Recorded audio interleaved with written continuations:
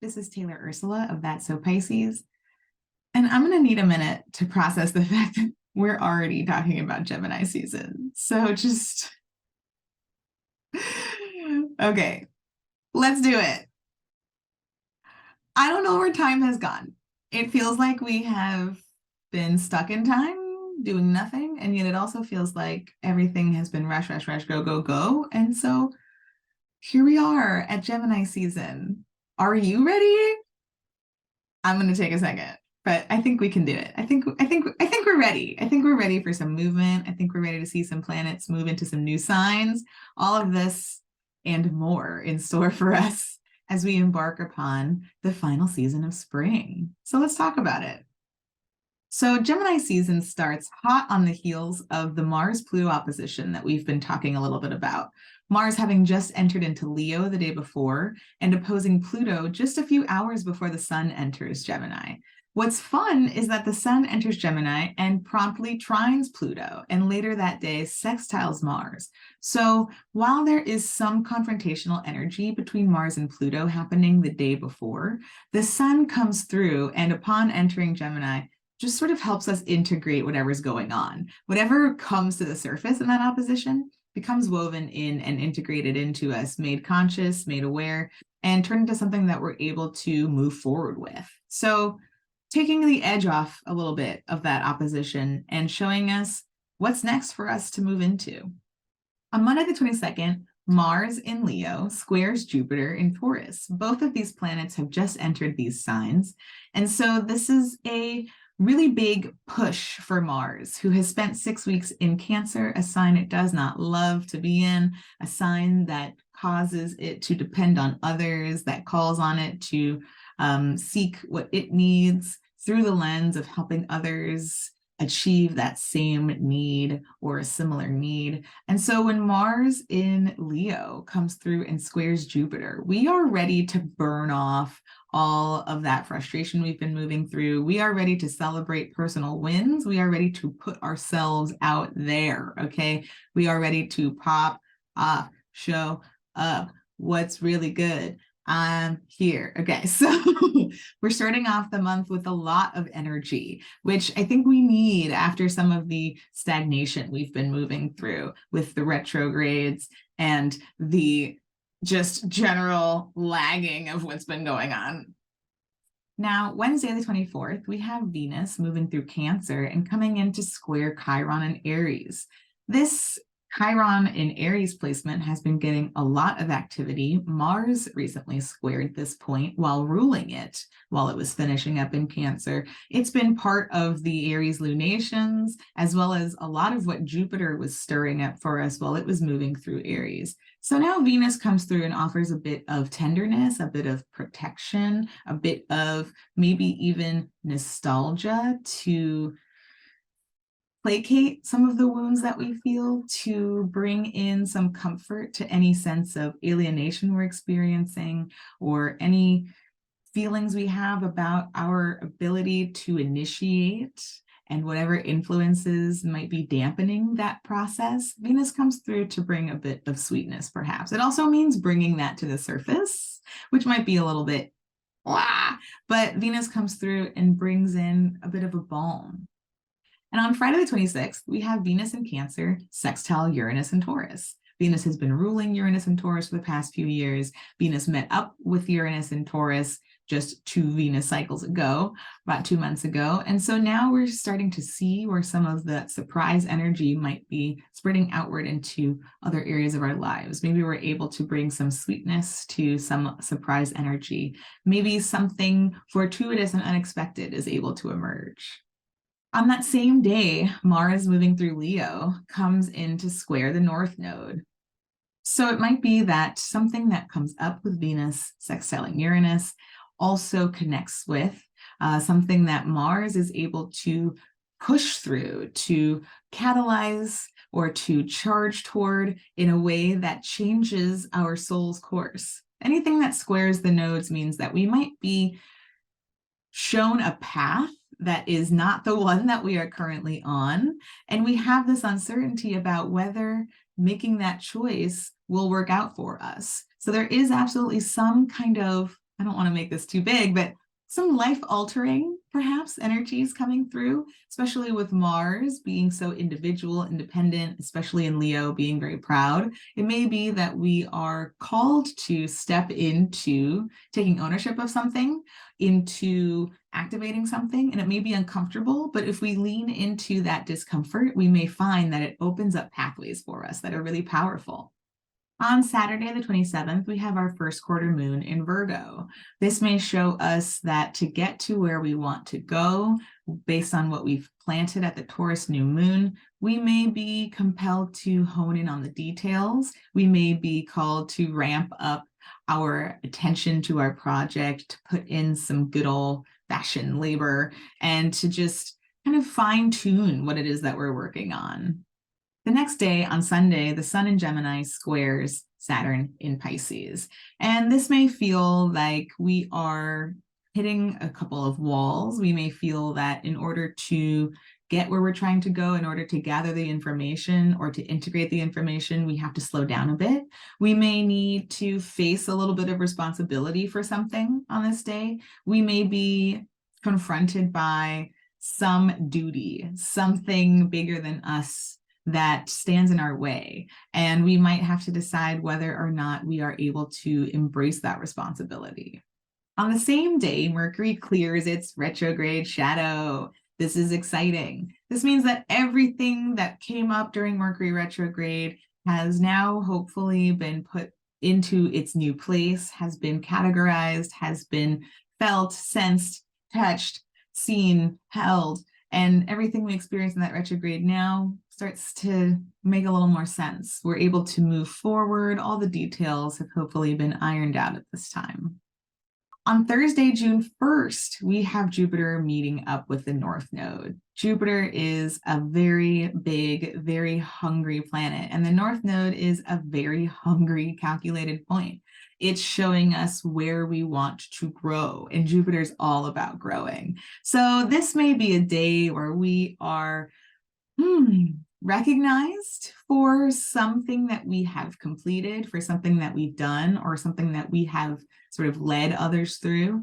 We may recognize a huge desire for a shift of some sort. We may be feeling like we are ready for more.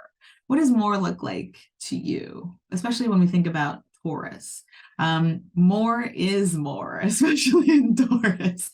Taurus is that first sign of substance. And so it may be that we are really pushed to indulge, really called to lean into pleasure. And my one warning is just to avoid the inclination to overdo it. Maybe you need to overdo it right now, okay? Maybe that's not my call. Maybe it's not up to me to decide whether or not you should go full throttle into this. I'll say that some of us will recognize a need to establish a limit, let's say that. But I also encourage you to fully lean into what senses are ignited at this time, what you feel called to explore, and to just root into that sense of desire, just to get to know it. The North Node opens things, but they're not immediate. So it might be that we're just getting in touch with what's calling from within us. On Friday the 2nd, we have Venus at 27 degrees of Cancer, making a beautiful trine to Neptune at 27 degrees of Pisces. Some of you may know that 27 degrees of Pisces is the exaltation degree for Venus. And so this trine will bring in a little bit of that exaltation for Venus to enjoy. This is going to be a dreamy day, a potentially romantic day. Love of all kinds can be made readily available on this day and probably this whole weekend. Just this really nice. On Saturday the 3rd is our full moon in Sagittarius. This is a pretty interesting moon. We have a sextile to Pluto, which means we are understanding something. We are bringing something to the surface. We are getting to the root of some of our feelings. This is nice for a full moon. After that, we have a square to Saturn, a little bit less nice for a full moon. This shows us where we don't want to be held back by responsibility. Whatever Saturn's trying to build in Pisces, the moon in Sagittarius wants to explore, not to sit down and try to anchor it and build it. So there's a push for freedom in this square. After that, we've got a trine to Mars as well as a trine to Chiron. So we've got a square to Saturn followed by a trine with Mars, and where we feel like we don't want to take collective responsibility, perhaps, we are emboldened and empowered to go the individual route, okay? We are like, I want to go where I want to go. Mars and Leo is like, come over here, boo. And Saturn's like, no. And Moon's going to do what Moon's going to do. Moon's going to go with Mars. Moon's going to try and Chiron. We might have an experience of, I'm leaning into my individual capacity, and this is resolving or bringing some new layer of healing to this Chiron wound of not being allowed to initiate, not being allowed to be myself, not being allowed to go after what I want. So there might be some real big charge to this moon. We end this full moon with a square to Neptune. So where is the lie? Okay. Where is the delusion? All right. Even though we don't want to take collective responsibility, it might be that going the individual route is not all that it seems. It may be that there is still something we need to get clear on when we take that route. On Sunday, the 4th, we have Mercury meet up with Uranus at 20 degrees. And Mercury almost touched Uranus right before it stationed retrograde. And you may have felt a little bit of that surprise, unexpected influence coming through with that Mercury retrograde. Now, with Mercury clear of its shadow and finally able to meet Uranus, we're going to find out in full what that information is about. What kind of downloads are coming through? What kind of new ground do we need to break? What kind of new senses do we need to explore? All of this comes up in this conjunction.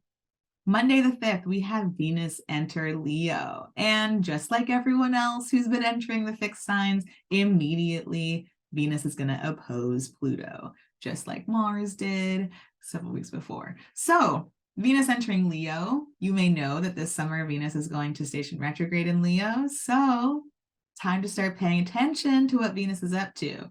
Venus will not make this opposition with Pluto in her retrograde. This is a one-time pass, but it does reveal something to us about what Venus may be going back over when she does station retrograde. We may experience some sort of power dynamic dissonance between us and those we love. We may find some sort of struggle around our finances. Something comes up that we will be reviewing down the line when Venus stations retrograde in July. On the 11th, Pluto retrograde enters Capricorn once more. Okay, so earlier this year, back in March, we had Pluto enter Aquarius for the first time in a bajillion years, okay? And so now Pluto has a little bit of unfinished business to wrap up in Capricorn. This is the first of 2 times that Pluto will retrograde back into Capricorn before entering Aquarius for good. So what's interesting about this particular day, when Pluto makes its way back into Capricorn, Mercury comes through in Taurus at the final degree and makes a trine to Pluto right before it enters into its home sign of Gemini. This tells us that there is something important to integrate right at the edge of this degree, right at the edge of this sign before it moves. And so pay attention on that day. See what downloads, see what becomes integrated and conscious at this time. On that same day, Venus in Leo squares Jupiter in Taurus. This feels like an opportunity for a really good time, maybe too good of a time. But again, not my call, okay? You live your life.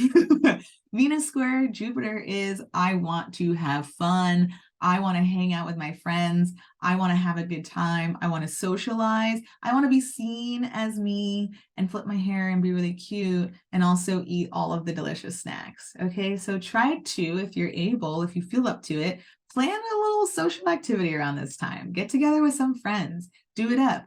Do too much. Again, not my call. It's Gemini season. I get to be an enabler. So do you, boo? On the 15th, we've got Mercury, newly in Gemini, caught in a square to Saturn. And this is actually Saturn's final conversation before it stations retrograde just 2 days later at the Gemini new moon. So what comes up here is what Saturn's going to be kind of taking with it into retrograde. Mercury in Gemini, being at home, very much wanting to gather and process information. Saturn wanting to build something abstract in the ether space, wanting to ground something from our imagination. This may be a time where we need to slow down in order to get the notes about what is desired here. These mutable signs really wanting to finish things up, really wanting to complete things. And so it might be a time where we want to vroom vroom and zoom zoom, and Saturn might say, I have some plans I need you to review first. And this is totally fine. This square might be a little bit of kind of a mental inconvenience. I don't expect anything too difficult to happen here. And if anything, this information provides us with what we are going into the Gemini new moon with. This is also, as I just mentioned, the day that Saturn stations retrograde at 7 degrees. So Mercury's ruling this new moon in Gemini. Mercury in Gemini is squaring Saturn. And the next day we have a deep void of course moon, meaning the moon's not talking to anyone. It's done. It's had its final conversations with all the visible planets, and it's ready to take a nap. That next day, we also have the sun square Neptune. So the whole weekend at this point is sort of this foggy, mysterious ether space. This is okay. Try not to panic. What this means is that Mercury, in order to collect the information it needs to take a dip into the ether space for a moment. We need to take a trip off of the logical path. Saturn in Pisces is saying, if we're going to build something, it needs to be infused with imagination. It needs to be infused with magic. And Mercury in Gemini is just looking for the cut and dry, just looking for the facts, the data.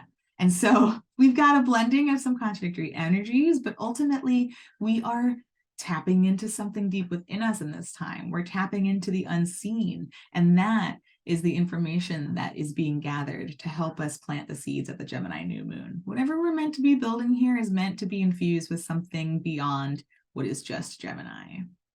And to wrap up Gemini season, we've got Jupiter and Taurus making a sextile to Saturn in retrograde. It's also ruling that Saturn. And so where Mercury is taking pause to gather some information, Jupiter is sort of filling in some of the mysterious blanks, sort of giving us some of the tangible substance to grow what Saturn is now reviewing as it goes retrograde through Pisces. On this day, we also have Venus enter into her retrograde shadow. All right. So we are ending Gemini season with an invitation to kind of explore some of the themes that start to come up in that shadow time. So we'll be talking much more about that when we get into the Cancer season forecast, but just know that these are some of the energies we'll be dealing with, and just start to pay attention, start to take notes about what kind of themes Venus is exploring while moving through Leo, because they're going to be relevant very soon. Okay, it's time to pull some cards, so I will see you in just a moment. Check out the description for your timestamp. Read for your sun, your moon, your rising sign, whatever feels good, and leave behind whatever doesn't. And I'll see you in there in just a moment. Okay, let's get started. So if you've been here with me before, you'll know that this year is the year of the Chariot, and for each month's horoscopes, I pull out the Chariot to contextualize the reading as it pertains to our journey towards the themes of this card over the course of the year. I also pull out the card of the month. This is Gemini season, and therefore we're working with the Lovers today. All of this will help us understand how the cards we're going to pull for each sign are connecting us to this broader narrative. How is this all connecting to our journey towards alignment and moving forward with integrity, and our connection to our sort of waking self and our shadow self? Let's check it out. Go ahead and check for the timestamps, and I'll see you there. Okay, Gemini, it's your season, and we're starting with you. let's get a sense of what the month of Gemini season has in store for you. All of the activity with the sun and Mercury moving into Gemini will be happening in your first house of self, how you move through the world, how you express, and what calls to you.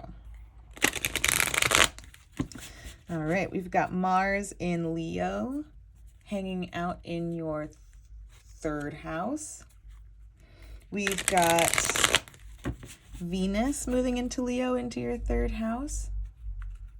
And that means that we'll have a full moon in your seventh house of one-on-one relationships, be they romantic or business or enemy. The seventh house is our house of open enemies. So we'll get a look at what's in store for you this month, Gemini. And we'll also be rolling our handy dandy fluorite dice.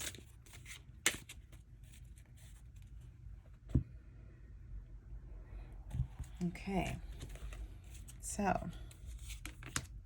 all right, lots of fire energy going on and some nice grounding here with Pentacles, and we end with the Knight of Swords. Okay, I love that we're seeing some late stage cards here with the Wands, but some early stage cards here with the Pentacles, and then we've got a Court card here. So it's the only Court card, which makes me think that this is absolutely your pursuit that we're going to be talking about. So the Ten of Wands is, I keep saying this, I'll say it again, it is sort of, it defies being the final card of a suit. The other final cards of the suits feel like real endings, be they positive or difficult. All right, they are a cycle. They are the signal of the end of the cycle. When we come across the Ten of Wands, this is no longer, this is not a typical ending. This is a recognition that everything that we are producing, everything that we're passionate about, has to be ongoing. The Wands are our life force energy, right? So even beyond our physical resources in the Pentacles, even beyond our logic in the Swords, our passion goes on, even when those other resources are unavailable to us. And so that's sort of the nature of this suit. And so the Ten of Wands is interesting, and I love to see Saturn here because traditionally speaking, Saturn in Sagittarius has been affiliated with the Ten of Wands, which is that we are trying to build something permanent out of something that is a flash in the pan, something that is an essence. We're trying to create a physical structure out of something that is an essence. There we go. And so when we reach the Ten of Wands, we recognize a limit to our energies. We recognize that we have to put some things down. We need to be done with some things. So we also have the Seven of Wands here, and that's pointing us to defending something. We have something worth fighting for. We are being recognized for our creative and passionate contributions, and suddenly people see us, we are visible, and they want to take what we have, they want to claim our place, they see us as their competition, and this is us putting up a hearty fight towards what we have built up at this time. So these later stage wand cards are interesting. I may need to put something down because in order to continue to commit to what is most passionate to me requires energy that I'm currently giving something else. So where do I need to maybe put something down in order to maintain and sustain the energy that I need for this ongoing project? What requires my defense at this time? What's worth fighting for? Perhaps these cards, look at me fighting these cards. Perhaps these cards are a conversation together about, I have to put some things down. So what am I really not willing to put down? What am I really not willing to sacrifice? What am I really passionate about fighting for? I love starting here with the Ace of Pentacles, some sort of new tangible opportunity, whether it's financial, which is what we tend to think when we see pentacles. It can also just be pertaining to a physical space, a physical sensation, especially since we just had this new moon in Taurus and Jupiter's here now. We may be leaning into new physical sensations. I love this. And so You know, the 12 here, 12 is a number of completion. It's a number of disciples. It's a number of months in a year. It's the number of houses in a chart and signs in the zodiac. So we sort of see that perhaps with this, the cyclical nature of the 10 of Wands being something that ends and is reborn, or that is ongoing. What needs to come to an end? What is complete now? Saturn saying, I'm done with something. And Aquarius, I see connecting with this Knight of Swords here. Some pursuit of truth is available to you at this time. Maybe as you contend with what passion projects are most important to you, or what of your heart you must hold on to, you're experiencing some sort of breakthroughs in terms of what the definitions of projects or passion or completion even mean to you at this point. Remember that we've just finished up some retrogrades and some eclipses. So what we're starting with here in Gemini season as we define things is some sort of new truth for you. I am breaking out of what has been holding me back until this point, and I'm seeking out new knowledge. That could also absolutely connect with this Ace of Pentacles. Whatever I'm seeking truth-wise here, I am experiencing as well in my body or in some sort of physical capacity. So I love all of this. In terms of the Chariot, we need to align our shadow influence with our conscious influence. And to do so this month for you, Gemini, may require getting clear on what you're truly passionate about. The Lovers shows us where our tangible self on earth needs to always be in balance with our ethereal inspired self. So what are you carrying right now that is not inspiring you, that is weighing down these wings? Maybe that's what we decide is completed. And that breakthrough, the realization, leads to some sort of larger breakthrough that we pursue. And then we get clear on what we really want to stand for here. We get clear on, I can put some of this down, and this is what I really want to fight for. So I love this. I hope that you get rest in this time with this 10 of Wands. That is certainly needed at this time. And get clear on what your heart is calling you to. Saturn says there's only so much time and only so many materials. So what are we putting our heart toward? Make it really count. Thanks so much for listening, and let me know how this lands for you in the comments. Hello, Cancer. Step right up. Okay.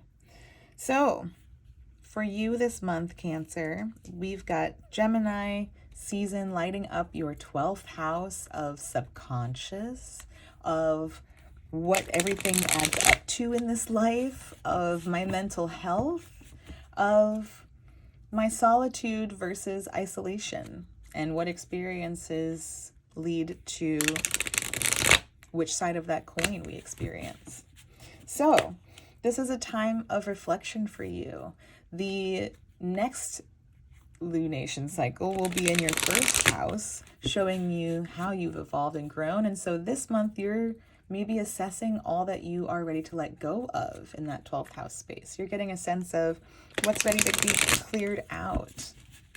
We've got Venus and Mars moving into Leo in your second house, giving you a kickstart on some of your income goals, boosting your sense of your skills and your values. And then we've got a full moon happening in your 6th house of time and the body. So as you're processing material in your subconscious, that's reflected in how you experience your physical self and how you move through your routine, how your routine may change as you process what you've moved through. So let's go ahead and get an idea what we're looking at here.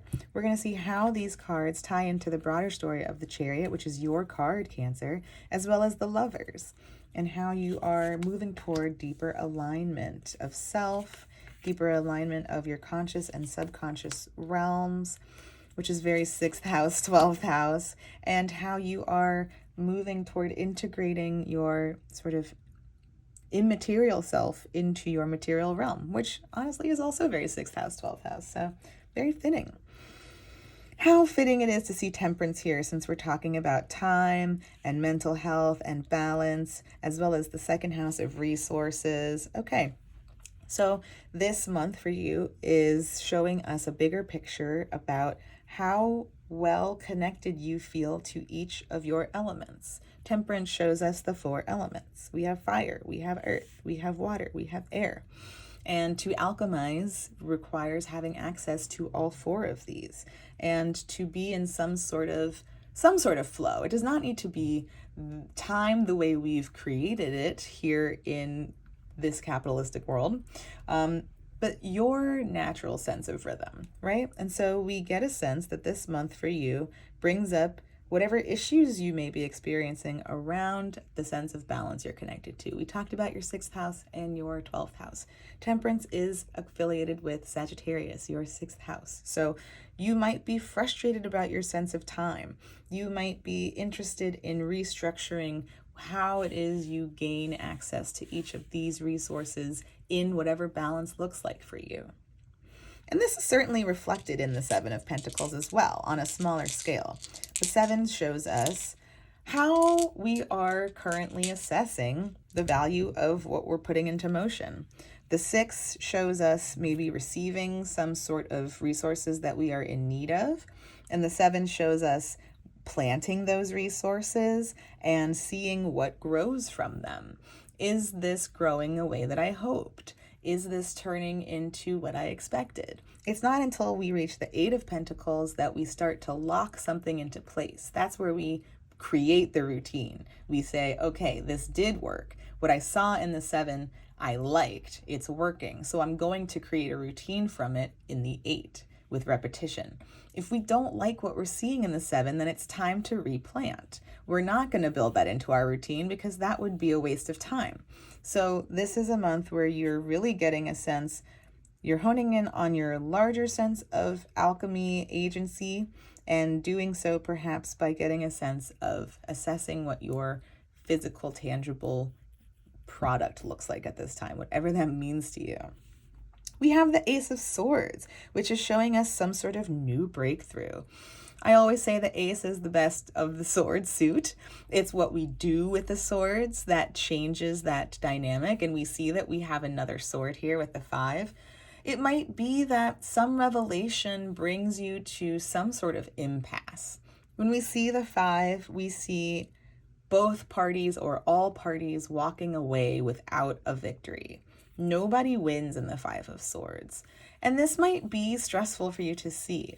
I recognize that this connects back with the 6th house, 12th house themes that we're focusing on, because we're thinking about what's happening in our mental health space and how it's impacting our physical realm. And it may be that discord is running amok this month for you, Cancer, but it's less about what you can control for others and more about how you can control things for yourself. What sort of dissonance do I experience when I realize that I feel out of balance and I decide to make changes to how I'm doing things? Absolutely, that would open up some sort of avenue of conflict, perhaps, because people around us get used to us doing things a certain type of way. However, we remember that we're tying this into the broader narrative of focusing on aligning our conscious and subconscious material, as well as making sure we are integrating our immaterial self. And all of that requires you to really make space for your emotional and mental experience. It can't be about what you can do for others right now. You need to really root into what you can do for yourself. And we see the Sun, which I love, okay? And we see Taurus, which is your 11th house of friendship. And so it might be, I sort of think just intuitively that the new moon in Taurus may have catalyzed something for you, because the sun moving through your 11th house yearns for freedom, and the moon meeting it creates the emotional necessity. So there might be some sort of, I'm clearing something out. I'm maybe connecting with my friend groups as I experience this, or perhaps just the element of Taurus being very pentacle-y. I'm connecting with my tangible senses. I'm connecting with pleasure. I'm connecting with what feels good to me. I like seeing the number 9 here. That feels lucky. Makes me think of the 9 of Cups. And so that feels to me like as I lean into this sense of balance and I continue to return to myself, even in the face of conflict, I experience bounty and pleasure. And the sun is who we're becoming every day. And so I think that this is a time where you, again, are assessing who I am becoming at this time and whether or not I feel good about that. If I don't, and something tells me there's something we don't like here, okay? We can like so many things and realize there's one thing that's actually kind of bothering me. And once I've acknowledged it, I recognize that I need to come back to myself and work on that. Let me know how this feels in the comments, Cancer. I think if you can give yourself the care that you give to others, this can be a time where you really feel more deeply rooted in yourself, and that will really extend what you're able to offer to others around you. Hello, Leo. Let's take a look at what Gemini season has in store for you. And we are remembering that we are contextualizing this with the Chariot, which is about aligning our conscious and subconscious energies to move forward in alignment, as well as the Lovers, a card that reminds us to integrate our immaterial and inspirational self into our day-to-day tangible world. Okay, and as always, we've got our friendly fluorite dice here. So let's get an idea of what is in store for you this month, Leo. Gemini season is lighting up your 11th house of hopes and dreams for the future, desiring freedom from social norms, friends and communities. This is the house of causes that we are connected to and what we want to put into motion that creates change for the future. So, in that, we are looking at Venus and Mars moving into your first house of self. This is exciting. You might feel really activated this month. Those planets are being ruled by the sun moving through your 11th house. So you may feel an extra burst of energy as well as a real extra desire for freedom to move freely, to connect with people, to put your dreams and visions into the world around you. We've got a full moon in Sagittarius happening in your your 5th house of affection, of children, of self-expression and play. So that feels very exciting. This might be a really exciting time for you. Let's get a sense of what we've got here. Okay, some fire. All right, some Jupiter, more fire. Never enough fire for you, Leos. Okay, so this is interesting and exciting. All right. This feels like a very social, very active month. The 9 of Wands already showing us I am doing something and I am chasing it to the end. And perhaps I feel, people always say, perhaps I feel tired when I see this card, but I have to keep going. And I think, I was just describing the 10 of Wands to a group before you. No, so the thing about the Wands is that we think we're reaching the end of the suit, but it's contradictory in nature because we're not actually ending anything. When we get to the 10 with the other cards, we see a moment of completion. When we see the 10 in the Wands, we recognize that there is no end to our passion or our desire. And so we must make decisions about what stands in the way of that or what weighs that down. So when we see the 9, we are getting a sense of the scope of our journey. You might see this tiny little vehicle here, about halfway down this road, and that's how far we're zoomed out. This galactic path toward our destiny keeps going. And at certain points, we may feel tired because it is not a linear path, my loves, right? This is a winding road, as Sheryl Crow says. So this is a journey, and you may realize this month that the road keeps unfolding before you. It's your decision to, seek out what calls to you, and it's your decision when that road ends. But for all intents and purposes, what you seek, especially you, Leo, seeking out those exciting moments of life and those just seeking a sense of purpose, you may find this month that it's ongoing. Now, we see the Wheel of Fortune here, which says, when you realize this is ongoing and you realize that you must keep driving to find your life, it is not a destination, you may find yourself faced with a choice. You may find yourself recognizing that the wheel spins this month And you may decide, let's see, you may even question what I want the wheel to land on this month. What do I want the outcome to be if I know that I'm partway through this journey that's never really going to end? My soul is an infinite ball of energy. My passion is from this life, is from before this life, will extend beyond this life. So the wheel is turning, suggesting that some sort of event of fate is being put into motion. Something's being decided. And depending on what this journey through the 9 has looked like for you, depending on the energy you can muster now to keep going, that might shape what ends up happening in this Wheel of Fortune. The 5 of Wands shows some competitive energy. We are ready to fight, all right? We're ready to dip our wand into this pool and compete with others, whether that's submitting something of ours to a contest or to some sort of judgment, whether that's joining some sort of writing table, right? We're recognizing that we have something to contribute, to bring the heat with, right? But there's also this edge of wanting to connect on an emotional level, wanting to connect socially with others, to share in our experiences.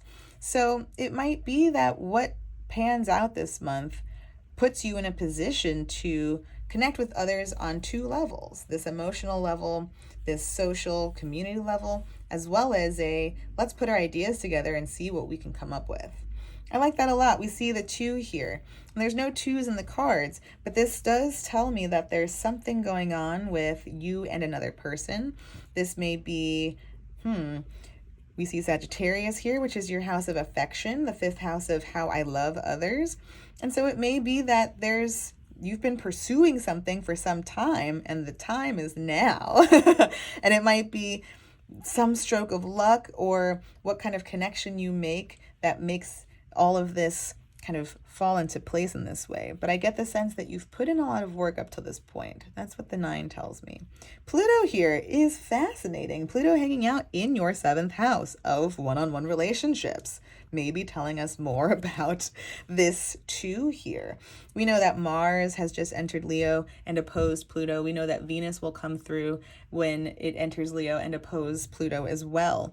And so that happening across the scope of this month may be part of this Wheel of Fortune vibe. What you can wield at that opposition, both oppositions, may be part of what catalyzes what's happening this month. Let me know how this lands for you, Leo. Tell me in the comments. Thank you for watching. Hello, Virgo. Let's look at Gemini season through your chart and the cards. So we've got the Chariot here showing us, reminding us that this is the year where we are aligning our conscious and subconscious energies to move forward, just smooth sailing. And our card for Gemini season being the Lovers, reminding us to do the work to integrate our immaterial and inspirational self into our day-to-day lives. Okay, and then we've got our fluorite dice here that we'll be rolling to add a little more context. So let's get a sense of what we've got in store for you, Virgo. Gemini season is lighting up your 10th house of reputation, ambition, what I'm building up to, what kind of legacy I'm creating here, how people know me. We've got Mars and Venus moving into Leo in your 12th house of subconscious, of what everything means to me at the end of the day, what it all adds up to. That house of mental health and solitude versus isolation. And from there, they will be opposing Pluto in your 6th house of body, time, and routine. So it's going to be a time perhaps where you are reflecting on your sort of, your social connections with Venus, as well as your drive and your ambition with Mars. They're kind of taking a back seat this month. It's interesting that they're doing that because this 10th house activity is lighting up your reputation and what your work has added up to. And so it might be a time where you're able to take a break from your outer productivity. It may be a time where you are forced to take a break from your outer productivity if Pluto is opposing from the 6th house, saying, hey, slow down. And so this might be a time where you let the work you've done speak for you at this time while you reflect and assess. So let's get an idea of what is going on in the cards. My last point will be, let's see, that there's the full moon happening in your 4th house of home and family, as well as emotional body. So we might be getting clear on some stories there that contribute to what everything adds up to in the end for you. I said that in kind of a creepy way. That's the 12th house voice. Okay, so let's see what we got here for you, Virgo. It's an interesting mix of energies here. Okay, so we've got a couple of swords, we've got a cup, and we've got a pentacle. And so let's take a look here. We've got some new feelings coming through, new emotions. They're not necessarily connected to another person yet. That's the 2. So we're just looking at what your feelings look like. That automatically pulls my mind to that 4th house Sagittarius full moon I was just talking about. Okay, so here's the number 4. Thanks, dice. That's so nice of you. So there is something opening up emotionally for you this month, and that may be connected to the full moon in your 4th house. Some sort of story about home, connecting to the 12th house activity that's going on with Venus and Mars. Some renewal that's possible here, which I love for you. And so with that renewal may come some reflection. The 7 of Swords, some people say, is about trying to get away with something. Someone's being sneaky. Look out. Or maybe you're being sneaky. What are you trying to get away with? And maybe that's fair. Maybe Venus and Mars moving through your 12th house and opposing Pluto are trying to call you into some conversation about where you're showing up falsely or where you are taking what isn't yours. That's very possible. We could also see that the 7 of Swords connects with a sense of imposter syndrome. Do I belong here? Am I good enough? If Venus and Mars are moving through your 12th house, and we see Mars here in the dice as well, so that's certainly going to be significant. Mars being, what drives your 8th house of shared resources, of trust, of taxes, of where I live and who owns that. So with that planet in your 12th house, there may be some sense of, do I feel entitled to what I have? And you may be asked to reflect on that. Who am I? And what am I actually entitled to? What does that even mean? So again, these 12th house questions of who deserves what and what would it mean for me to not deserve what I have? Let's remember that we're humans and we deserve resources, okay? So I love this as an invitation to extract yourself from any thinking that tells you that you are not deserving or that you should not have. And I also encourage reflecting on, where am I taking more than I need? Where am I taking what isn't actually mine? You see the Page of Pentacles, which tells me that as you embark upon this reflection, you come across new potential avenues for creation, for productivity, if that's your vibe, you're a Virgo. That could be super real. But also perhaps financial opportunities, which go hand in hand with your productivity. So it may be that whatever side of this reflection you land on, and maybe it's both because we're humans, we're complex. Whatever side of this equation you find yourself landing on, if not both, whether or not you are selling yourself short or you are taking what is not yours to take, it leads to the revelation of what actually is yours. So if this is imposter syndrome, then this tells me, okay, I belong here. I have ideas that contribute and they're downloading now. And if this is, I am doing something that is not for me and shouldn't be mine, then this shows me the avenue toward what is yours to take, what is yours to explore. So I want to assure you that no matter what happens in here, you come out with something tangible that you are given full permission to explore. And if anything, you're encouraged to incubate that. I see the Four of Swords here as a very positive resource of, okay, I am taking this in, I am protecting this, I'm guarding this, I'm going to incubate this, I'm going to let it rest, and I'm going to let the ideas around all of this calm down, because there's often lots of weather around these kinds of revelations. And so I'm just going to give myself this 12th house space. This is a very 12th house card. I'm going to give myself this space to rest. Gemini says, my reputation will speak for me. And I am consciously leaning into this lover's process of giving myself downtime to integrate what is really within my spirit. Okay, so let me know how this lands for you, Virgo. And I'm sending you lots of rest and peace this month. Thank you for watching. Hello, Libra. Let's take a look at what we've got in store for you for Gemini season. We've got our fluorite dice here that will be rolling. And we are remembering to contextualize this with the card of the year and the card of the month. The Chariot reminding us that we are spending the year aligning our conscious and subconscious energies so that we are moving forward with integrity. And the Lovers showing us and reminding us to make room for our immaterial self, our inspirational self, our space ether self, and integrate that into our conscious day-to-day life. Okay, so let's do it. Libra, Gemini season is lighting up your 9th house of culture, higher learning, travel, philosophy, religion. This is the house of the sun's joy. I said that very clumsily. What I mean is the sun loves to travel through this house.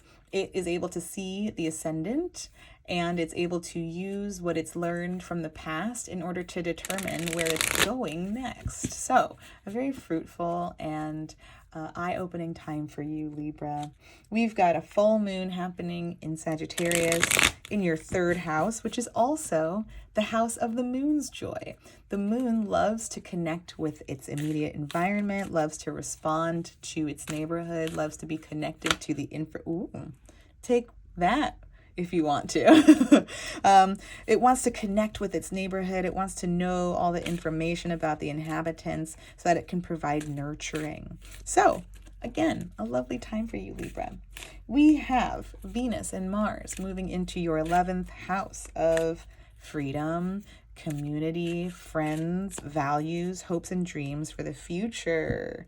And that'll be opposing Pluto in your 5th house of how I express myself. So we might be seeing some recalibration of self-expression and how we feel accepted by the groups we align with. Okay. Okay. Wow. Well, I love this combination of cards. Okay. So we have one minor arcana card. We have a court card and we have 2 majors. So I mentioned this might be a time of lighting things up for you. All right, we're tuning into some big pictures here. The 6 of Cups says, I'm reflecting on my youth. I'm reflecting on what used to feel good. I'm maybe thinking about how I want to integrate that into my current life, as well as how I want to provide that to my community. So this is a really beautiful card and shows me more about that 11th house activity that we see with Mars and Venus lighting up Leo. There may be something calling from your heart, something calling from your past, something calling that you want, that you also then want to give others. That kind of makes sense for someone with a Cancer 10th house. I want to provide that kind of nurturing for those around me. I want to be known for that. This might be the month where you feel that inspiration coming through. And with that inspiration comes the recognition that my tools are here. something is lining up for me in real time to be able to act. I don't know if it's Mercury related specifically. Mercury is going to be moving into the 9th house for you as well, which certainly means some kind of study, some kind of taking in all the information to broadcast something. The 9th house is publishing and mass communication. So it might be that as it dawns on you what feels good to you, what you want to bring into community, you recognize that you have the tools and the information to make it happen. And you're thinking about, wow, I'm actually a vessel of creativity at this time. The Queen of Wands is a beautiful omen of being able to create anything that our heart calls to at this time. So it feels like there's an alignment of not only your personal drive and passion this month, but also the tools and the vision to really hone in on where you want to go. We see the Devil is here, which tells me that this does not come without a catch. I have the vision. I have the tools and the plan. I have the power. What's holding me back? Is it a lack of discipline? Is it a feeling of being bound to the demands of my culture that I have not yet separated myself from as an individual? The Devil here says, hey, you better look at where you are attached to things that are inhibiting your connection to your life force energy. I'm going to keep saying that about the wands, so just get used to it. The Devil. I mean, I love looking at the kind of parallels here. We've got fire in both of these, but this fire is very clearly being ruled and guided by some outdated, archaic tradition, some structure that we do not connect to. And this fire is purely of space. This is me connected directly to the source. This is me connected to some social system that is harming me, that I have not recognized I am able to separate myself from in some capacity. If this is feeling like tough love, it's because that's who I am and I love you. And it's also what the Devil is saying. And so we have the South Node here. No, do we? No, we have the North Node. Okay, so that tells me a bit about your 7th house, okay? The North Node is currently wrapping up in Taurus in your 8th house, which may show us more about the Devil, because the 8th house is our shared resources. Am I working for someone who asks of me too much, but I say that I must because that's how it is? Am I in partnership with someone who does not create space for me to explore this, and I'm here because that's the way it is? Am I living in a building that does not support me? What are you bound to, Libra? I need to know what you are connected to this month that it's time to separate from. Because the North Node's about to move into Aries this summer. And when it does that, the South Node's going to be in your 1st house. And you're going to be letting go of parts of you that you thought you had to be for other people. So this month may be a preview of that incoming energy. Virgo here connects with your 12th house and tells me that maybe there's an ending that you need to catalyze, connected to your mental health, connected to what you think is important in the grand scheme of life. And 10 here feels like a complete cycle in that there are 10 cards in a minor suit. But we're also thinking about 10 perhaps in regards to your 10th house, which I brought up a minute ago, and that kind of Cancer nurturing care you want to be known for. So the question becomes, what is keeping me back from having these tools and these resources to provide this nurturance and to be known for this? Okay, let me know how this lands for you, Libra, in the comments. Thank you so much for watching, and I'm sending you so much faith in yourself this month. You got this. Hello, Scorpio. Step right up. It's time to find out what Gemini season's lighting up for you. We have our handy fluorite dice, which we'll be rolling in just a minute. And we've got our year card of the Chariot, reminding us to contextualize all of this through the lens of aligning our conscious and subconscious energies, and the card for Gemini season reminding us to contextualize this through the lens of making space for and integrating and grounding our innovative, immaterial, inspirational self into our conscious day-to-day life. So let's get started.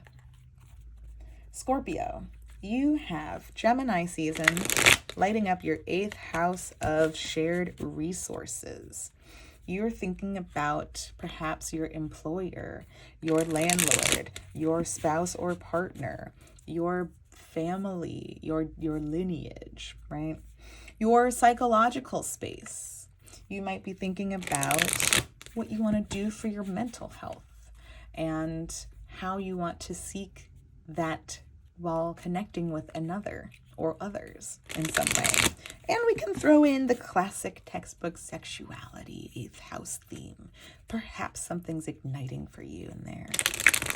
Okay, we have a full moon happening in your 2nd house of my stuff, my values, my resources, things I'm good at. We have Venus and Mars moving into your 10th house of reputation, of what people know me for, of how people talk about me, and what kind of legacy I'm creating here.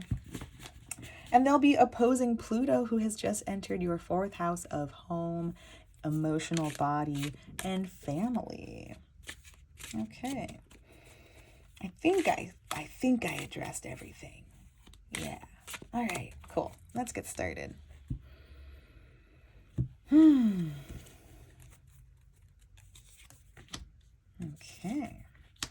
Ooh, lots of pentacles.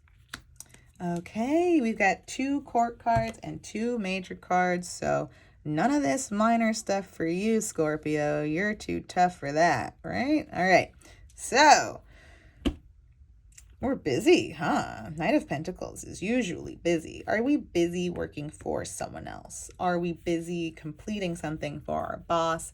Are we busy working on the house for our partner? Are we busy working on something for ourselves? You tell me. There's certainly energy to get something done this month, or we're reflecting on what our energy usually looks like. I love to see the Queen, such a welcome omen. The Queen is someone who feels capable of distributing resources to other people. Look at what I've got. It is bountiful. I would love to reflect some of this out to you. It's not the king who is tangibly paying everyone's bills or is signing the checks or is making the schedule or is, planning the Costco run, all right? That's very King of Pentacles stuff. The Queen is able to enjoy some more of these leisurely resources for themselves, as well as showing others where they are able to access resources as well. So if the king is signing the checks, maybe the queen is the one handing them out. So something is really getting done this month. Maybe you're stepping into a role of responsibility in some capacity and you're showing up either for yourself or for others. Maybe it's a bit of both. Maybe we're putting in that work in the 8th house for the others, and we're reflecting on what's showing up for us in the 2nd house of self. Maybe we are getting a payoff from what we've been putting our work into. That seems fun. I'm going to start rolling these dice and see what all they have to say. I love seeing strength here. It feels very 8th house to me. And if I'm honest, so does the Tower. But as I said that, I also came back to Pluto in your 4th house of home. So while everything might be peaches and roses over here in the tangible realm, perhaps there's something underfoot in the emotional, mental space that wants our attention.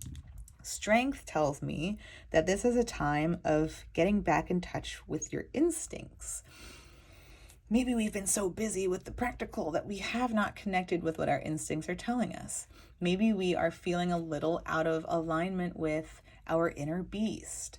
Maybe we have been feeling a little more riled up, and that's making us want to break through this barrier and eat these butterflies. Okay? That's okay. the world is a dumpster fire. So the Tower here is telling me that something has to give. Something wants to erupt. Maybe this is Venus and Mars in Leo opposing Pluto in the 4th house. Perhaps there's something that needs to be brought into deeper alignment here. We have the North Node here. We have Leo here, which certainly adds to that story. And we have 11, which shows me I'm thinking about your 11th house. I'm thinking about how that's Virgo. That's ruled by Mercury, which is currently being ruled by Venus and will soon be moving into Gemini, into your 8th house as well.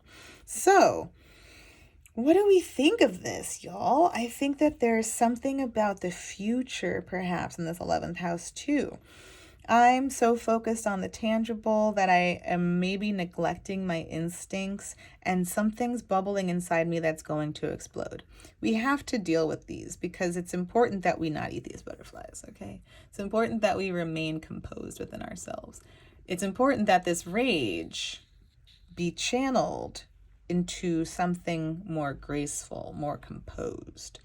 I'm not saying that applies to all rage, okay? Some rage needs to be exploded, all right? So you choose which of those is appropriate for you. But what I will say is the North Node is currently finishing up in your 7th house of one-on-one relationships. It's about to move into your 6th house of time and routine and body. And so there may be something that wants to be reclaimed here. Are you being busy for you, or are you being busy for someone else? And what are you getting out of that? Is that impacting your connection to your instincts? And is there something disruptive that needs to be acknowledged before it burns things down for us? And I say that in a way that you are able to control. I think ultimately this shows me you feel responsible. You want to live up to the sense of responsibility that you are tethered to. And to do so requires acknowledging this sector and really bringing this into consciousness so that we can refocus this and realign. What are we neglecting in our psychological space in Gemini that needs to be integrated so that we can return to being aligned consciously and subconsciously? Let me know how this lands for you in the comments, Scorpio. I'm sending you lots of resilience and composure this month. Thank you for watching. Hello, Sagittarius. Welcome. Step right up and find your fortune. We have our fluorite dice that we'll be rolling in just a moment, and we are pulling these cards through the lens of the Chariot, our card of the year, reminding us that we are aligning our conscious and subconscious energies, as well as the Lovers, our card for Gemini season, reminding us to integrate our immaterial and innovative, inspirational self into our waking day-to-day lives. So let's take a look. Sagittarius, Gemini season is lighting up your 7th house of one-on-one relationships, be they business, romantic, friend, or enemy. Which means the full moon in Sagittarius will be in your 1st house of self-expression, of how you move through the world. We have Mars and Venus moving into Leo in your 9th house of travel, philosophy, higher learning, publishing, mass communication, culture.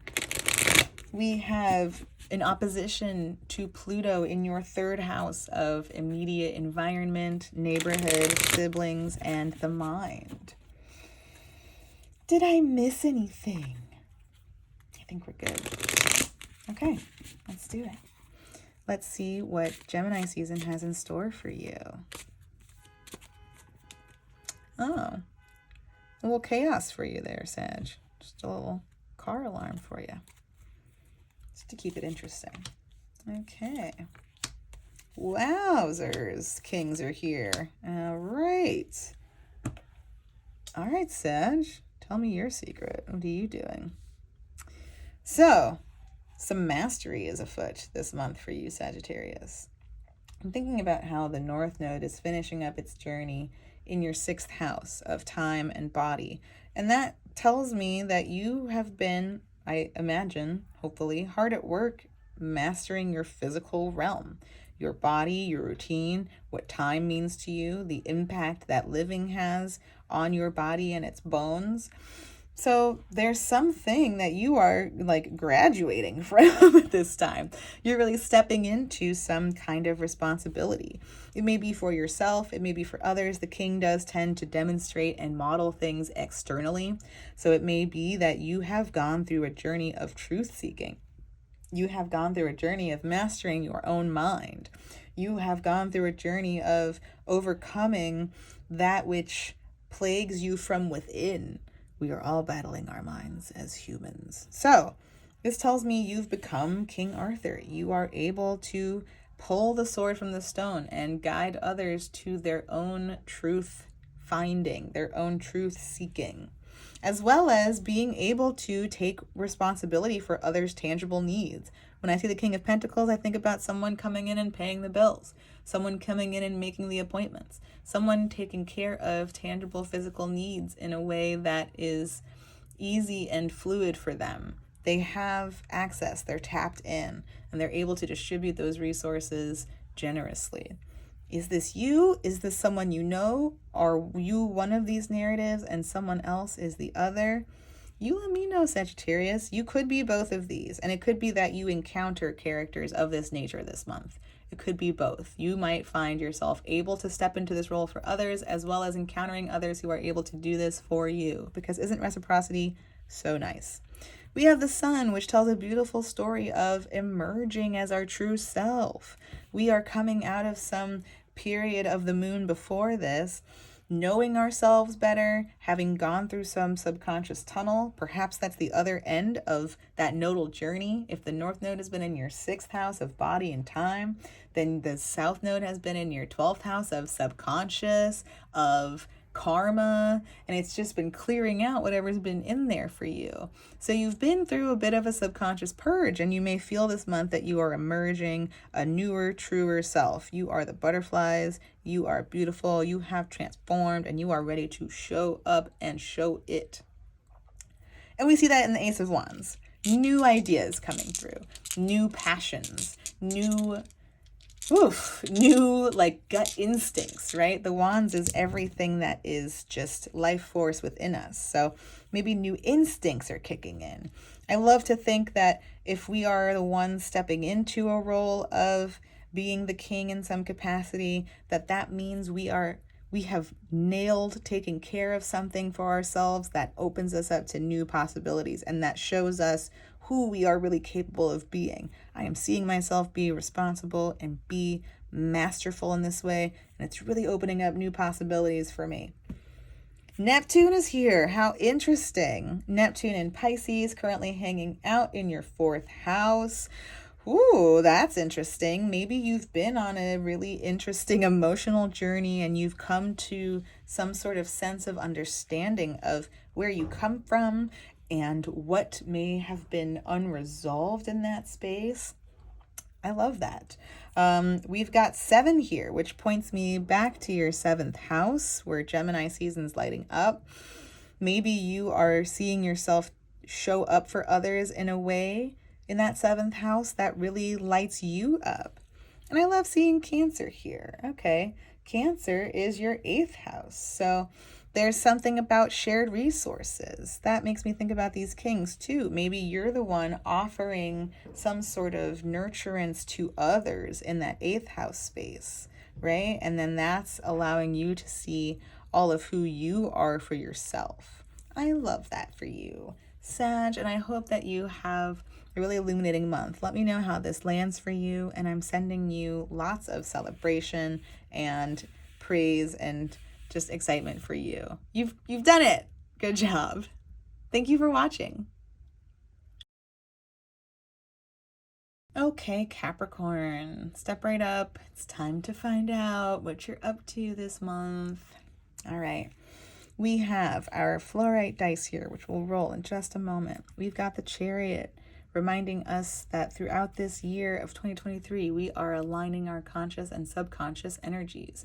We have our card for Gemini season, reminding us that this period is where we are invited to reintegrate our immaterial self into our waking life. So let's go. Capricorn, Gemini season is lighting up your 6th house of time, health, the body, routine, which means we've got a full moon in Sagittarius happening in your 12th house of mental health, of what it all means, the grand scheme of things, of karma, of solitude versus isolation. Super casual stuff. No big. We have Mars and Venus moving into Leo in your 8th house of shared resources, where they will oppose Pluto, currently in your 2nd house of my stuff, my values, my resources, and my skills that I use to acquire those resources. So let's get a sense of what this month is bringing up for you.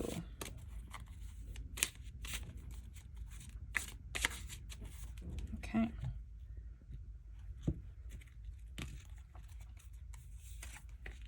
Okay. All right. Some watery action this month. All right. So,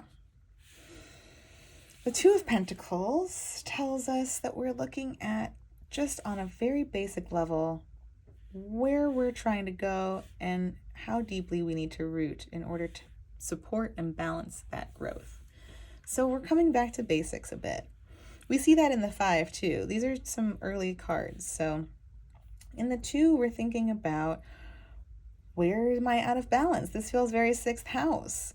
Where have I been trying to go? You know, a Sagittarius 12th house is very philosophical. It's thinking a lot about the potentials of everything. Your 3rd house is Pisces, where, you know, our minds are infinite there. Okay, so there's just so much in that 12th house space that feels like there is potential, and it can be really overwhelming to that Gemini 6th house to decide, what information do I actually integrate? If we're thinking about the Lovers, this is the 6th house of Gemini saying, this is my routine. And this is the 12th house of Sagittarius saying, but this is everything that is possible.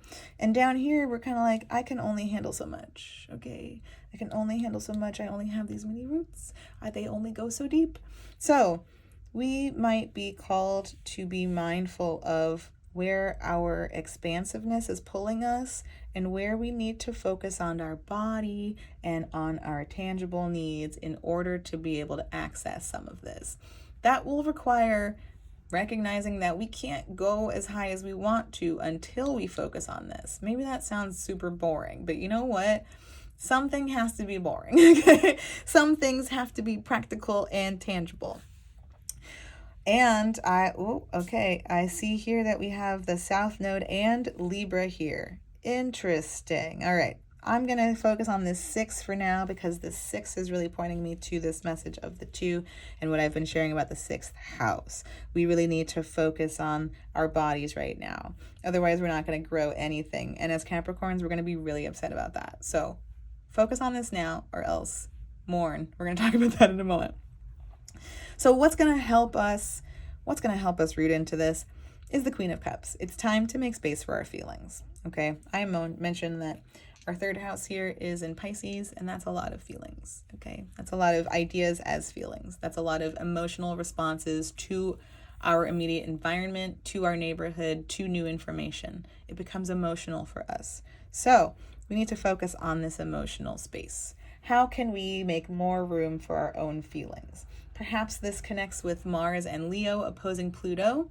Perhaps there is a sense of dissonance in our shared connections this month. And maybe that's what the 5 of Cups is showing us. It might be that the oppositions from Venus and Mars in the 8th to Pluto in the 2nd are showing us some sort of disconnection between those we share with and what we have. So the inclination may be to go towards what we share with others, but it might be that we need to lean into holding space for our own emotions this month, making sure that we are honing in on creating a sense of peace, finding a waterfall within us. What does it take to do that?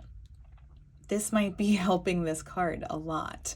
This needing to ground, needing to root, some of that rooting being emotional, becoming our own emotional center so that we can continue to grow. And this is necessary because the 5 is here, which tells us that there is some sort of mourning that we are doing.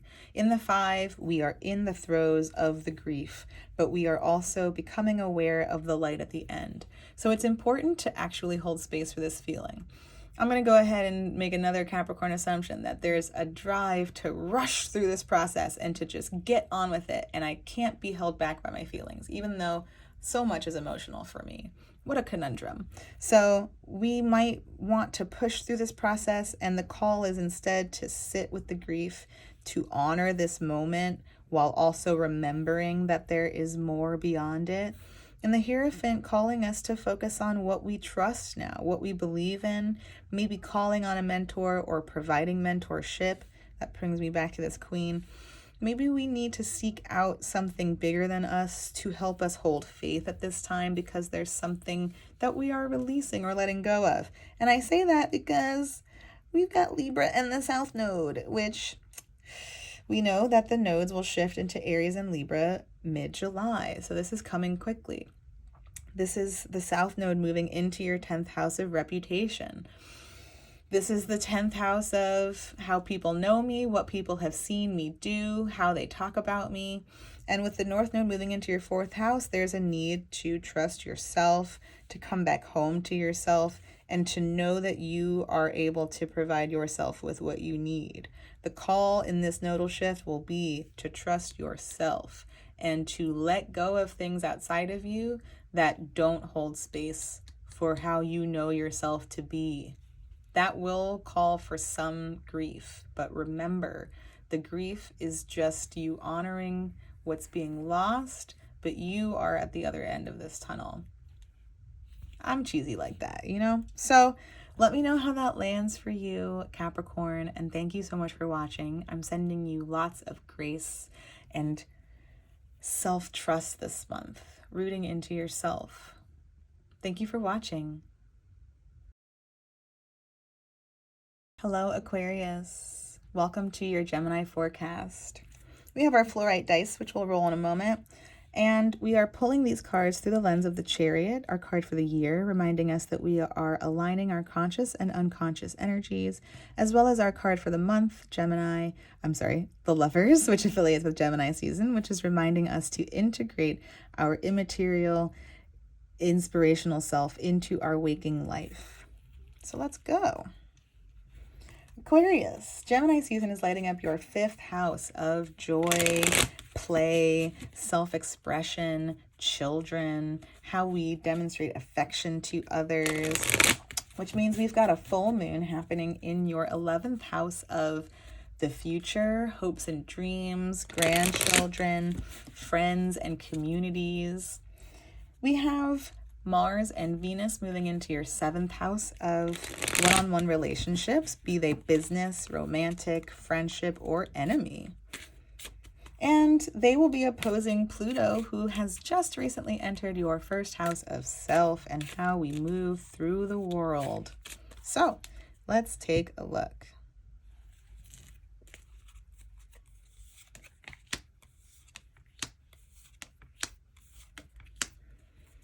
Beautiful.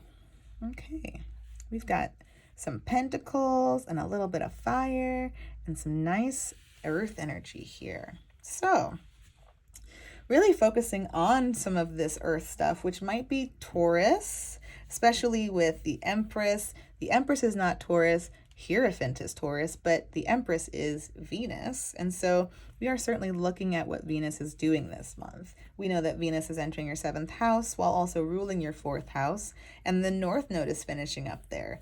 So it seems that issues for you this month surrounding what is my landing place?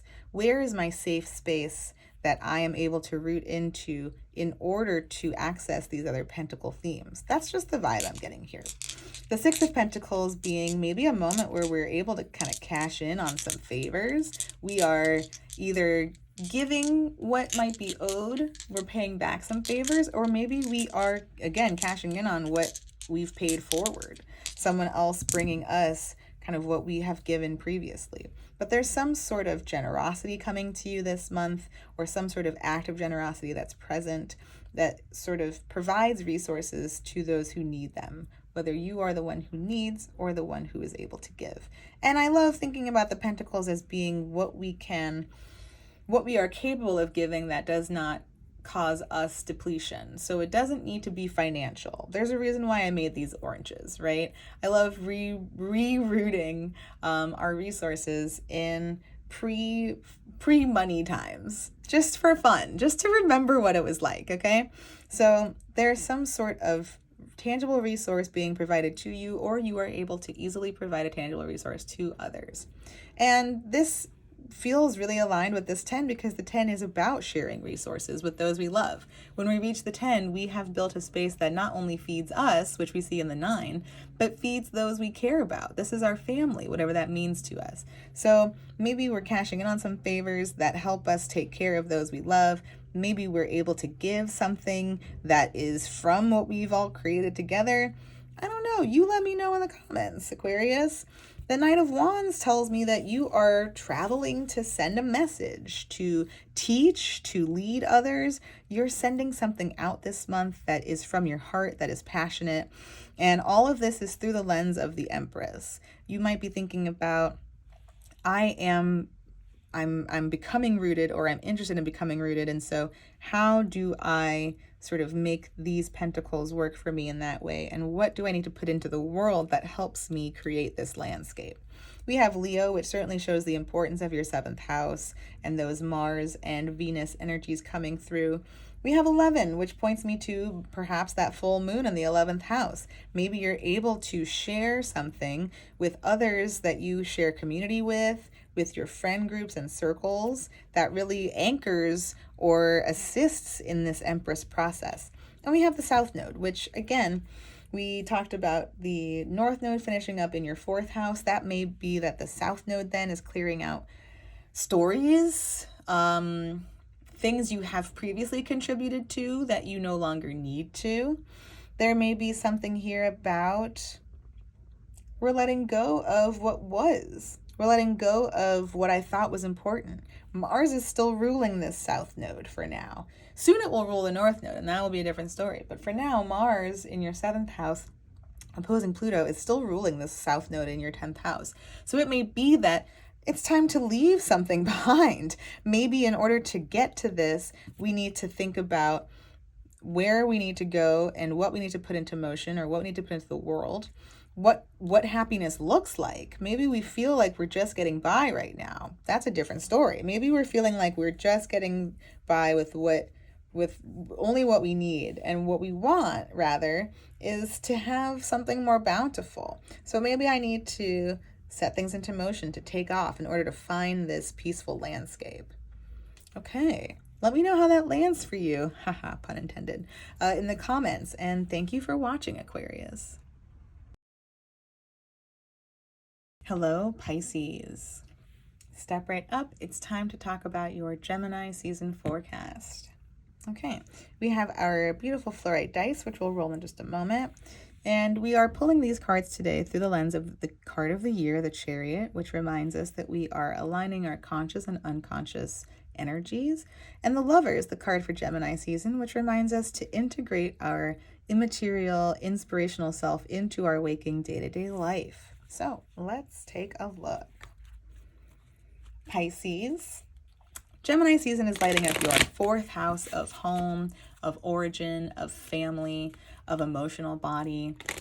And we've got a full moon in Sagittarius lighting up your 10th house of career, reputation, legacy, what you're building here over time. We have Mars and Venus moving into Leo, into your 6th house of body, time, and routine. And they'll be opposing Pluto, hanging out in your 12th house of subconscious, mental health, what everything means in the grand scheme of things. And we have the North Node finishing up a story in your 3rd house of neighborhood, immediate environment, and the mind. So let's take a look at what Gemini season has in store for you.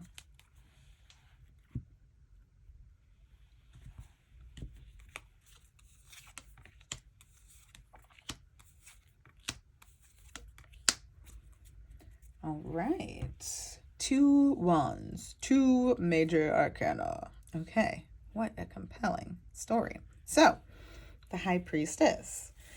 We love her. So the High Priestess is everyone's card. Okay, so the High Priestess, points me back a little bit to that, like that inner space, that 4th house space of emotional body, of knowing the self. The High Priestess is our sense of knowing deep within. So there's something being activated for you this month, Pisces, that connects you to your intuition. How do you know what you know? There's a call to go within this month and reassess that for you. And I love that because the 4 of Wands shows us our home space, the 4 walls that we build for that which we love, how we are called to celebrate. And maybe there's a celebration in store for you this month. Or perhaps there's something happening with your home space that's very exciting. This focus on the 4th house is very interesting. It might be that you are able to root into new, deeper intuition, and that calls for celebration. Let's see what we got here. Okay. So, Judgment here tells me a little bit of an ending, a need to release, a letting go of something, a forgiving ourselves for the past. And that feels very Pluto in the 12th. Pluto sort of hanging out in this karmic space, perhaps. And if there is something that is holding you back, it's time to assess it and to confront it and to get clear with yourself on why you are feeling sort of attached to this narrative. And it may be that there's something you need to let go of you need to release for yourself, maybe. Something that you feel like you're on the hook for. There's some need to sort of reflect on your journey and recognize that you knew what you knew when you knew it. And that's okay. And maybe that connects with this story of how do I know what I know? We might be thinking that I can't possibly I can't trust my instincts and my intuition because of what I've done in the past, okay? If that's the case, then this is the month to resolve that, because this is what's going to help us align this conscious and unconscious energy. We need to forgive ourselves for things in the past. We did have whatever knowledge we had at that time, and we know more now. And this actually feels really powerful. I mean, it always feels powerful, but particularly here, I see this message of confronting what's plaguing you in this way, and it being connected to this immediate release, like just this immediate freedom.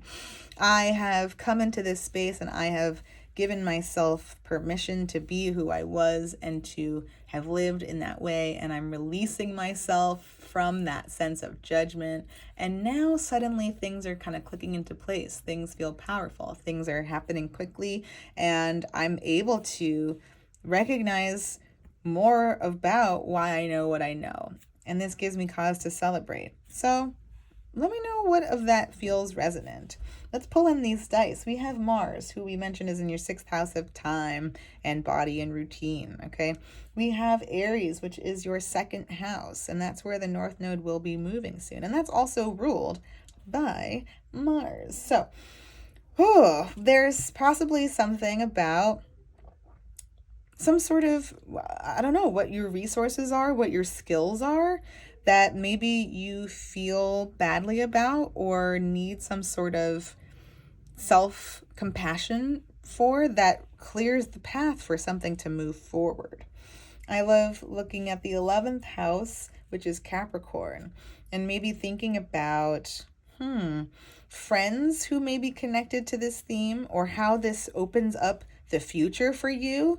The 11th house being the hopes and dreams for the future.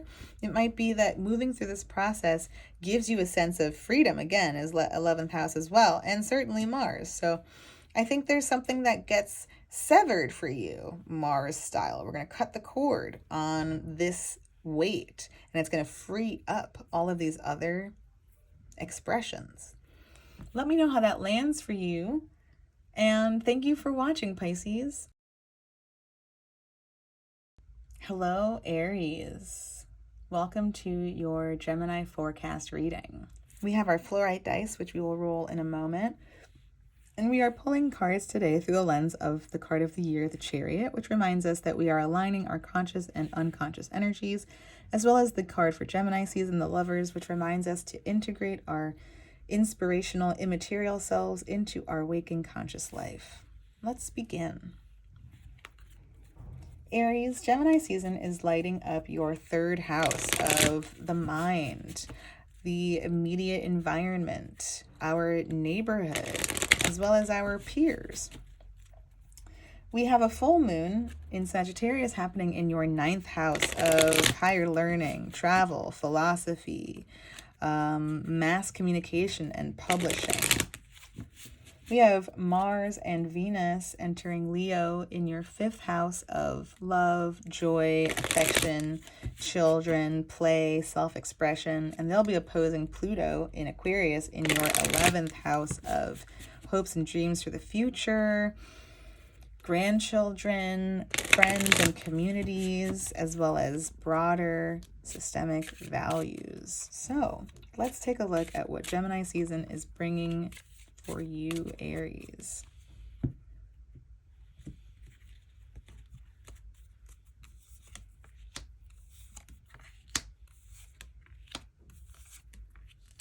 Okay. So there are no major arcana here today, and there are no court cards. So this is all on the ground level stuff for you. The Three of Wands feels very third house. I'm thinking about where I want to go, and I'm setting that into motion. I'm beginning this journey. This actually feels very third house, 9th house. I am making the plan in the 3rd house, and I am setting it into motion in the 9th house. Maybe you are traveling this month, you are called to visit a new place, or you are given an opportunity to learn something new and set down a new path that is inspired by this life force energy, this drive, this passion. At the same time, it comes with some release of pain, some sort of catharsis. And we see the 8 of Swords here too, which tells us that maybe there's some anxiety about this. The 7 of Cups says that there's uncertainty emotionally about what our choices are that we are faced with. So I feel like these cards may be hanging out together, and they are kind of ganging up on this card. So let's break this down a little bit. The 3 of Swords, similar to the 3 of Wands, is where we develop a relationship to the events at play. So in the 3 of Wands, we develop a tangible relationship to the plan we've created in the 2. We begin to set it into motion.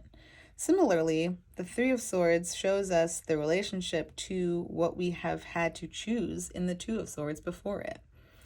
We know the Swords to be a suit about grief, about mental states, about truths that emerge and how they change the world around us.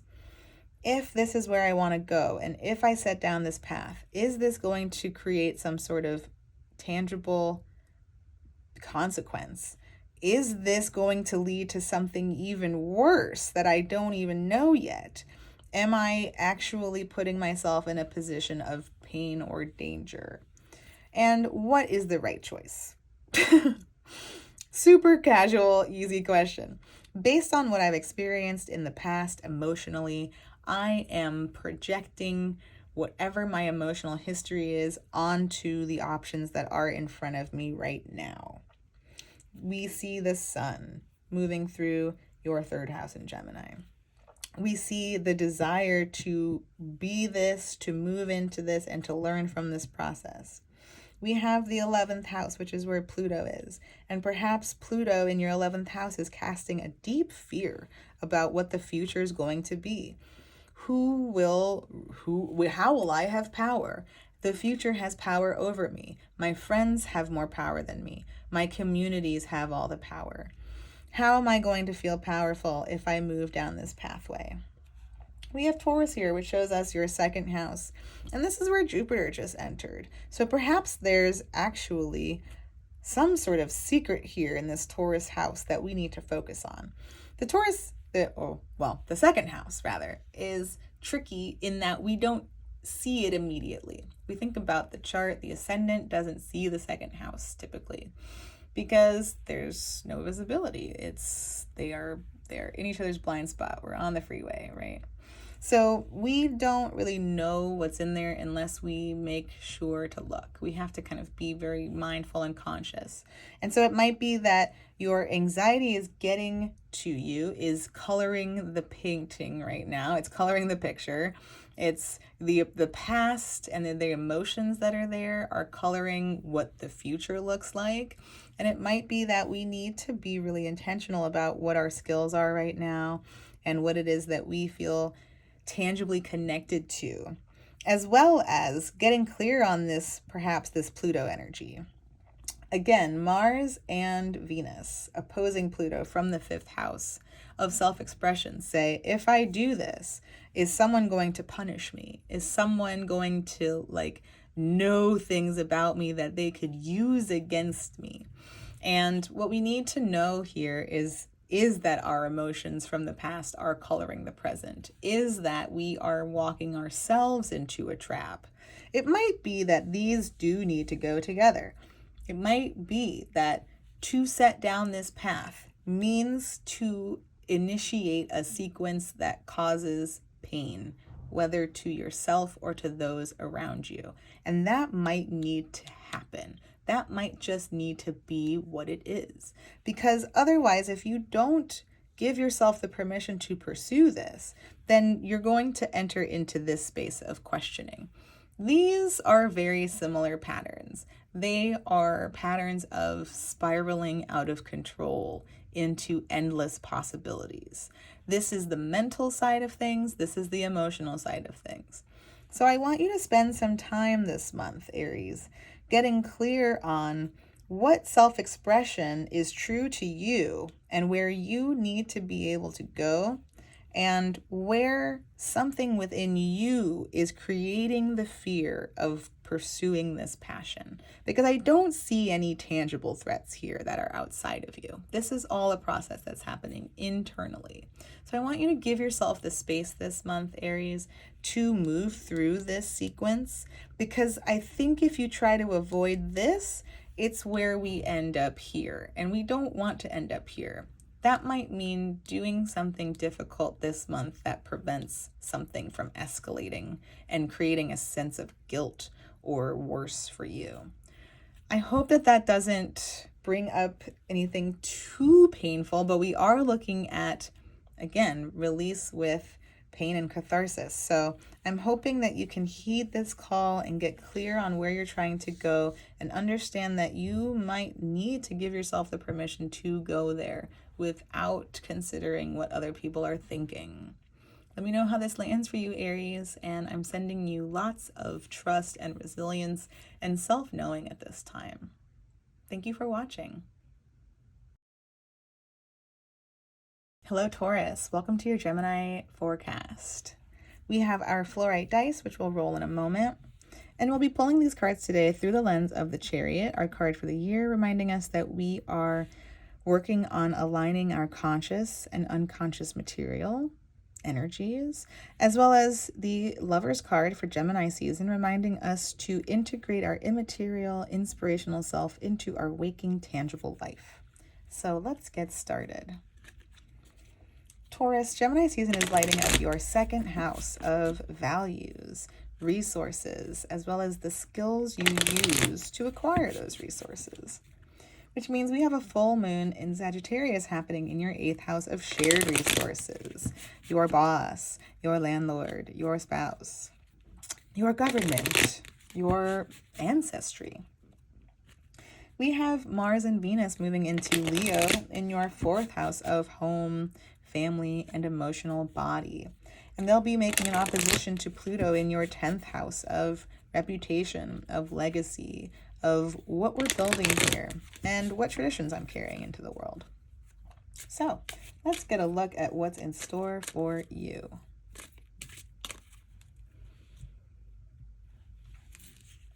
Okay.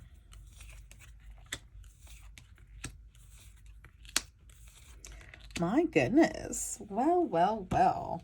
It's almost as if Jupiter just showed up to your first house because we have some main character energy happening here. Okay, Taurus. Wowzers. So, what do you think? We've got some kind of interesting, maybe contradictory, maybe not energy here. Hermit is pulling us inward, telling us that it's time to go inside, okay? Maybe that's Mars and Venus hanging out in the fourth house. We are spending time focusing on our inner world. We are organizing for ourselves. This is also the card of Virgo, which is your fifth house. So perhaps there's a connection there. Perhaps we are spending time in our own little inner world, working on what we are giving shape to, working on and focusing on our inner magic. Okay. At the same time, we are looking at the Emperor, which is showing us our sense of leadership, our sort of the alighting of our personal compass. And what I love about the Emperor being Aries is that it shows us how each of us has some sort of leadership capacity, and each of us is a pioneer in some sense, even if we have no Aries planets. We all have some sort of Aries energy, and we are all here to pioneer something in some way. And it might be that you are entering into the Hermit in order to get clear on this compass. To be a good emperor, we must be aware that we are pioneering, but we are doing so to allow access to others to follow us. We are not recklessly driving the car. We are modeling for others. We are acting autonomously in a way that allows others to follow in our footsteps.